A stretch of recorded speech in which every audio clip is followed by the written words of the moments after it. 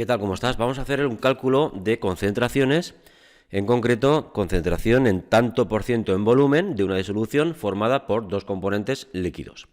El enunciado del problema lo tienes en la descripción del vídeo. Dice lo siguiente el enunciado: se prepara una disolución de éter y cloroformo, agregando 10 mililitros de éter a 90 mililitros de cloroformo. ¿Cuál es el tanto por ciento en volumen de esta disolución? Bien, aquí te he puesto una pequeña foto de cada uno de los componentes, el éter y el cloroformo, y vamos a sacar los datos del problema. Siempre saca los datos del problema. Los datos que me dan son en volumen. De éter son 10 mililitros. Lo agregamos a 90 mililitros de cloroformo. Vamos a poner aquí éter y cloroformo. Bien, nos dan 90 y 10 mililitros, volumen, sumamos y tenemos 100 mililitros de la mezcla. A la mezcla homogénea la llamamos disolución.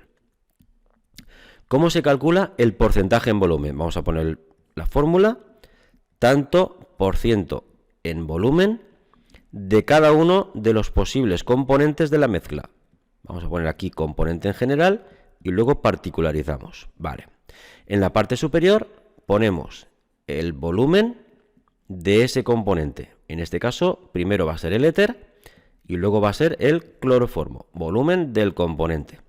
Lo dividimos entre el volumen de la disolución, del total. Siempre en la parte de abajo el total.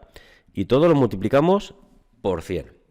Aunque no nos lo dicen, vamos a identificar aquí de la disolución, que en este caso tiene dos componentes, quién es el soluto y quién es el disolvente. El soluto lo vamos a identificar como aquel componente que se disuelve y que está en menor cantidad, en menor proporción. Va a ser el éter. El éter, por tanto, en esta disolución va a ser el soluto.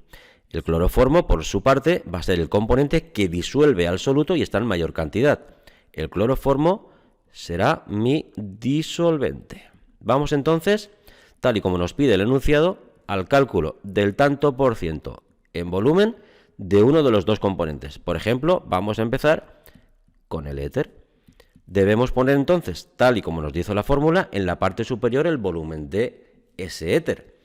El volumen de éter es de 10 mililitros. En la parte inferior, no nos equivoquemos, siempre el total. Y 90 de cloroformo y 10 de éter, hemos dicho que son un total de 100 mililitros.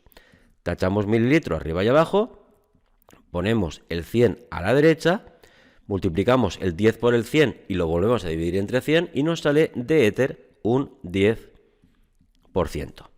Si hacemos lo mismo para el cloroformo, tanto por ciento en volumen de cloroformo, pues ahora deberíamos dividir los 90 mililitros de cloroformo entre los 100 mililitros totales de disolución. Mililitro arriba y abajo se me van y nos sale, como ya sabíamos, un 90% de cloroformo. Evidentemente, sabido el porcentaje de éter, podíamos haber calculado el porcentaje en volumen de cloroformo, que sería el total de los porcentajes, que es un 100%, le quitamos el 10% de éter y nos sale un 90% de cloroformo. Como ves, un problema muy sencillito, pero que nos sirve para seguir practicando. Cualquier duda, abajo en los comentarios, a tu disposición. Venga, al lío.